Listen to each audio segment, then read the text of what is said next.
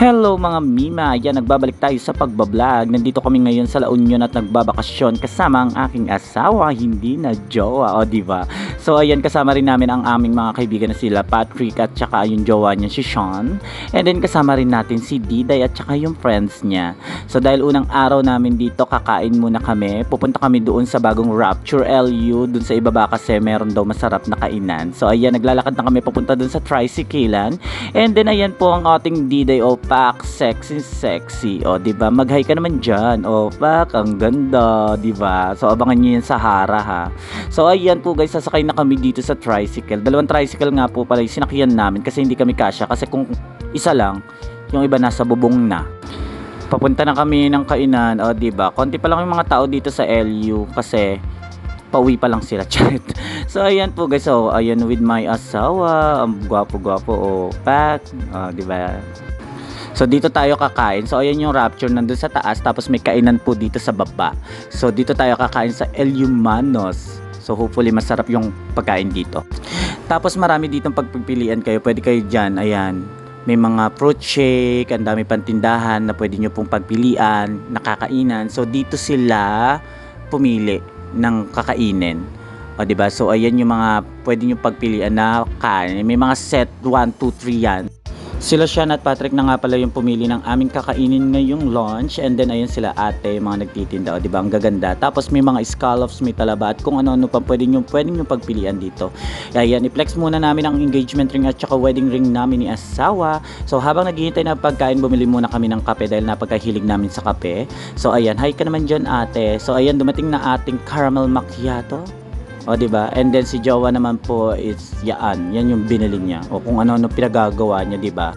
Nakita ko rin po dito yung napakaganda kong friend na si D. Chester, o diba? O Pak, o fresh!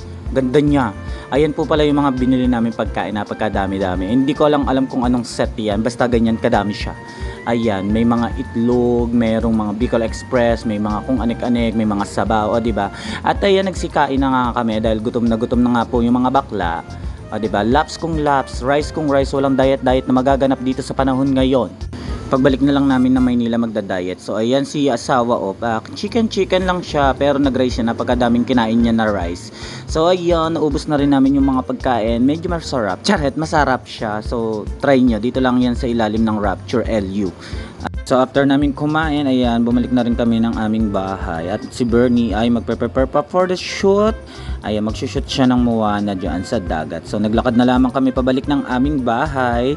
So ayan, at nakaprepare na po at nakapag-makeup na po ang ating Diday. O diba, Moana. O Pak, ang pretty at saka ang fresh.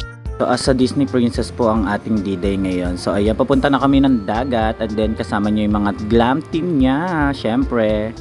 So mag-hi ka naman Moana, o diba? Super ganda, pretty, o Pak, ayan po si Sean, o fresh, o diba? O diba? Siya yung maputing Maui, charet. So ayan, nandito na kami sa dagat, talagang tirik ang araw, talaga super init, pero laban na laban kami for the shoot.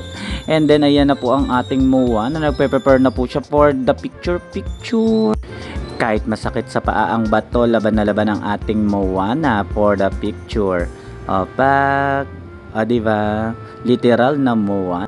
Ang dami nagpapapicture sa kanya dyan, pero buti na lang hindi siya kinuyo. At natuloy ang ating for the picture. So nakikisama naman ang panahon, maganda ang panahon, and then maaraw, ayan, kahit mainit at saka masakit sa paa ang bato, laban na laban ang ating Moana. So dito yung first location niya for the shoot, and then later po is lilipat kami mamaya. So ayan, may nabili nga pala akong windmill, chinem. Natuwa lang ako sa kanya kaya ako siya binili. So ayan ang aking asawa. So ayan pala, siya pala yung photographer ni Bernie ngayon for today's video. At ako'y nangungulit lang. And then ayusin na muna natin ang ating electric fan sa ulo. So ayan, 50 pesos lang yung bili ko dyan. Kaya binili ko, natuwa lang ako sa kanya. Kasi ang cute niya kapag umiikot na, kapag malakas ang hangin. So ayan, ayusin lang natin. O diba? Ang cute niya, o umiikot. So nandito na kami sa second location na ayos na ng aking asawa yung buhok ni Bernie. And then mamaya pipicturean na rin niya. O pa ko, si Moana. Ang dami nakatingin sa kanya dyan kasi nga naka-costume siya na Moana Disney princess. O Pak, o diba, ang sexy ng ating Moana. O Pak, ang ganda-ganda. Fresh na fresh. O, diba? Laban na laban for posting po ang ating Moana. And then, ang aking asawa ay ayos na ayos sa kanya. Siyempre, kailangan maganda sa picture ang ating Moana. O, pak, o, pose. Laban. And then, siyempre, ang Patrick Isorena. Ayusan din po si Moana. O, as a stylist po ang Patrick Isorena.